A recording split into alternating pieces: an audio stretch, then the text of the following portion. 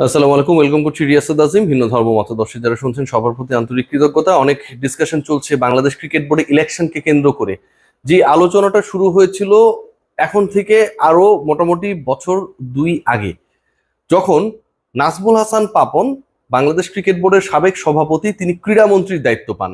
মনে করা হচ্ছিল যে বিসিবিতে পাপন যুগের শেষ হতে যাচ্ছে, যেহেতু তিনি ক্রীড়ার মন্ত্রিত্ব পেয়েছেন, নতুন কেউ একজন সভাপতি হবেন, এবং সেই সময়ের হট ক্যারেক্টার হিসেবে ছিলেন মাশরাফি বিন মুর্তজা সঙ্গত কারণেই।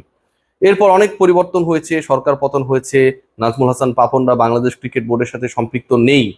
তার পরবর্তী সময়ে ক্রিকেট বোর্ডে যে নাটকীয়তা ঘটেছে, এবং গতকালকে পর্যন্ত যেই নাটকীয়তা ঘটেছে, তাতে পরবর্তীতে ওই পার্টিকুলার মিউজিক্যাল চেয়ারটায় কে বসবে বাংলাদেশ ক্রিকেট বোর্ডের প্রেসিডেন্সির, সেটা নিয়ে একটা দারুণ এক্সাইটমেন্ট তৈরি হয়েছে। মাহবুবুল আনাম বাংলাদেশ ক্রিকেট বোর্ডের সবচেয়ে বয়োজ্যেষ্ঠ পরিচালক, বয়োজ্যেষ্ঠ বলতে টানা কত দিন কত বছর ছিলেন সেই হিসাবে, বয়সে বেশি সেটা হিসাব না, গতকাল অ্যানাউন্স করেছেন যে আপকামিং বাংলাদেশ ক্রিকেট বোর্ডের ইলেকশনে তিনি অংশগ্রহণ করবেন না।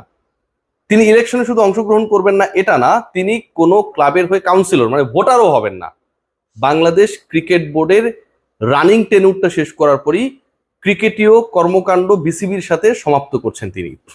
আলোচনা ঠিক এখানটায় যদি ফুল স্টপ হয়, তাহলে নতুন করে শুরু হয় মাহবুবুল আনাম সরে যাওয়ার কারণে বাংলাদেশ ক্রিকেট বোর্ডের প্রেসিডেন্সিয়াল ইলেকশনে কারা হতে যাচ্ছেন প্রার্থী। তামিম ইকবালের নাম শোনা যায়, যদিও তিনি এখন পর্যন্ত কোথাও কোনোভাবে একবারের জন্য বলেন নাই তিনি বাংলাদেশ ক্রিকেট বোর্ডের প্রেসিডেন্ট হতে চান আপকামিং টেনিউরে। শোনা যাচ্ছে সাবেক সভাপতি ফারুক আহমেদের নাম, নানা বিতর্কিত কর্মকাণ্ডের জন্ম দিয়েছেন নানা সময় প্রত্যেকটা মিডিয়ায়। যতটুকু শুনছি যে গিয়ে গিয়ে নিজেই আসলে নিজের ব্র্যান্ডিং করার চেষ্টা করছেন, নিজেকে ভালো প্রমাণের চেষ্টা করছেন। অনেক দুর্নীতির অভিযোগ তার বিরুদ্ধে ছিল, স্বেচ্ছাচারের অভিযোগ ছিল। বাংলাদেশ ক্রিকেট বোর্ডের কাউন্সিলর, বাংলাদেশ ক্রিকেট বোর্ডের পরিচালক যারা ছিলেন, তারা তাকে ইমপিচড করেছেন এবং শেষ পর্যন্ত তাকে সরিয়ে দেওয়া হয়েছে।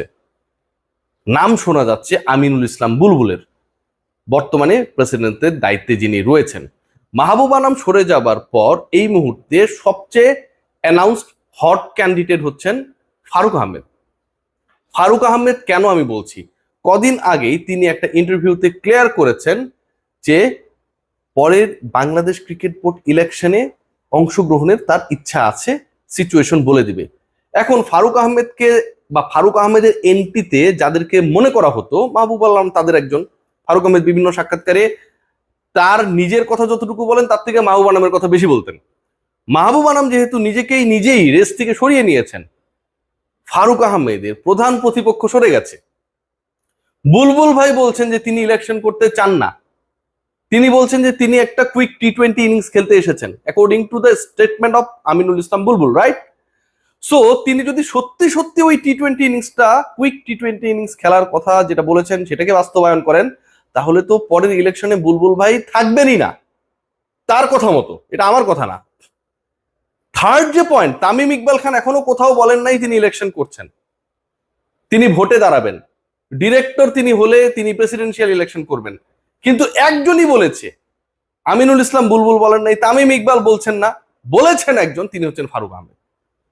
যা শোনা যাচ্ছে বিভিন্ন পত্রপত্রিকায় কিংবা অনলাইনে যে রিপোর্টস গুলো আমরা টুকটাক ভাবে দেখেছি, যে ফারুক আহমেদ একটা বাংলাদেশের বড় শিল্প গোষ্ঠীর সাথে একটা মোর্চাও তৈরি করে ফেলছেন, যেখানটায় তাকে সাপোর্ট দেওয়া হবে, এবং সেই সাপোর্ট দিয়ে বাংলাদেশ ক্রিকেট বোর্ডের ওই হট সিটটায় তিনি আরো একবারের জন্য বসবেন। তিনি দেখিয়ে দেবেন যে তাকে তার বিভিন্ন স্বেচ্ছাচারের যে ঘটনাগুলো ঘটেছিল তার প্রেক্ষিতে তাকে যে সরানো হয়েছিল, তিনি আবারও সেখানটা ফিরে এসেছেন। জাহাঙ্গীরনগর ইউনিভার্সিটির এরকম একজন ভিসি ছিল, কি যেন নাম, সরানোর পরেও তিনি আবার হয়েছিলেন।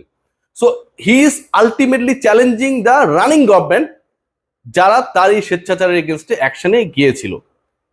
মাহবুবুল আলম সরে যাওয়ার কারণে ফারুক আহমেদের সেই পথটা অনেক বেশি সহজ হয়েছে to establish himself as a candidate. What about Aminul Islam Bulbul, what about Tamim Iqbal Khan? দেখুন, এই দুইজনকে আমরা যেভাবে আলোচনা সমালোচনা করি না কেন, এরা কিন্তু এন্ড অফ দ্য ডে ভদ্রলোক। বুলবুল ভাই কোথাও গিয়ে এরকম অটোক্রিটিক কর্মকাণ্ড করছেন, এটা কেউ বলতে পারবে না। ক্রিকেট বোর্ডের রানিং লিডারশিপে যারা রয়েছে কেউ বলতে পারবে না। বরং তিনি চেষ্টা করছেন সাস্টেইনেবল ডেভেলপমেন্ট করে বাংলাদেশের ক্রিকেটকে একটা সঠিক পাথওয়েতে নিয়ে যাওয়ার। হয়তো তিনি দেশে প্রপারলি থাকতে পারেন না, ফ্যামিলি এনগেজমেন্টের ব্যাপার ট্যাপার থাকে, হয়তো তিনি অনেক ক্ষেত্রে অনেক অর্গানাইজারের সাথে অনেক বেশি ইউজ টু না বাংলাদেশের ক্রিকেটে, দীর্ঘ সময় অ্যাবসেন্সের কারণে সেটা স্বাভাবিকভাবেই হবে। কিন্তু the goal he has set প্রত্যেকটাই কিন্তু আমার কাছে মনে হয় যুগোপযোগী। ফারুক আহমেদের গোল যেখানটায় হচ্ছে বিভিন্ন কোম্পানিকে কাজ দেয়া, অযাচিতভাবে অর্থ খরচ করা, সুইমিং পুল নির্মাণ করতে হবে বিসিবির মাঝখানে, ওইটা নিয়ে পরিদর্শন করে সম্ভাব্যতা যাচাই করা, ব্যাংক ট্রান্সফারে কিভাবে কোন ব্যাংকে কয় টাকা দেওয়া যায় এগুলো নিয়ে মাথা ঘামানো, সেখানটায় বুলবুলের পুরো কর্মকাণ্ড হচ্ছে এক্সেলেন্স সেন্টার ডেভেলপ করা যায় কিনা, ফ্যাসিলিটিস বাড়ানো যায় কিনা, গ্রাউন্ডস এবং উইকেটের মান বাড়ানো যায় কিনা, দুর্নীতিমুক্ত ক্রিকেট করা যায় কিনা, বাংলাদেশের আম্পায়ারদের উন্নত করা যায় কিনা, সেই পরিকল্পনা। মানে একবার ভেবে দেখুন, ফারুক কিন্তু এগুলো ধারে কাছে ছিলেন না। সো এরকম একজনের সাথে যখন ফারুক আহমেদের মতো একজন ক্যান্ডিডেট মোটামুটি অ্যানাউন্স করেছেন, আমি আবারও বলছি কদিন আগে আমরা দেখেছি ইন্টারভিউতে, তখন কিন্তু এটা খুবই অ্যালার্মিং।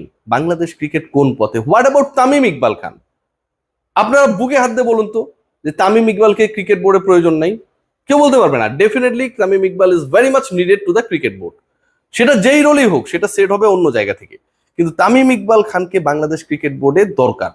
ভদ্র মানুষ, এই যে Tamim Iqbal, Aminul Islam Bulbul, never ever they are announcing that we are the candidate in the upcoming election, যেটা করছেন ফারুক আহমেদ।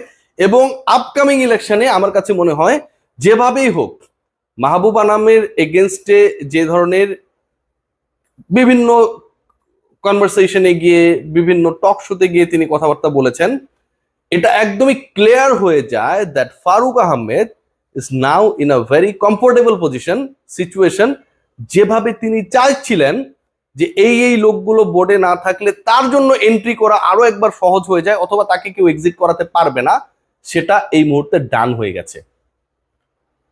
তামিম ইকবাল এবং আমিনুল ইসলাম বুলবুল যেই হোক না কেন বাংলাদেশ ক্রিকেট বোর্ডের নেক্সট প্রেসিডেন্ট, আপনাদের দায়িত্ব থাকবে, আপনাদের দায়িত্ব থাকবে যদি আপনারা হন, যেভাবে হোক ফারুক আহমেদকে ঠেকানো।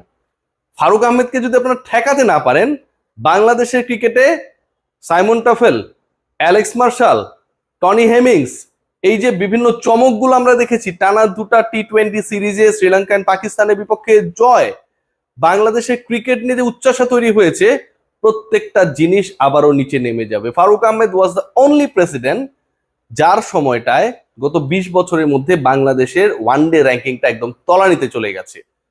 ওয়ানডেতে তার টেনিউরের 1 বছরে বাংলাদেশ ম্যাচ জিতেছে মাত্র 12.5%। সেই ফারুক আহমেদ ক্রিকেটকে কতটুকু দেবেন, তার থেকে তার টার্গেটটা হচ্ছে তিনি কতটুকু ব্যক্তিগতভাবে অর্জন করবেন। ক্রিকেট বোর্ডের ওই নেম প্লেটে, অনার বোর্ডে আরো একবার নামটা তোলার জন্য যা যা করার দরকার, I think is ready to do everything. এবং তার পেছনে একটা বড় শক্তি রয়েছে, এটা নিয়ে কোনো ধরনের ডাউট নেই।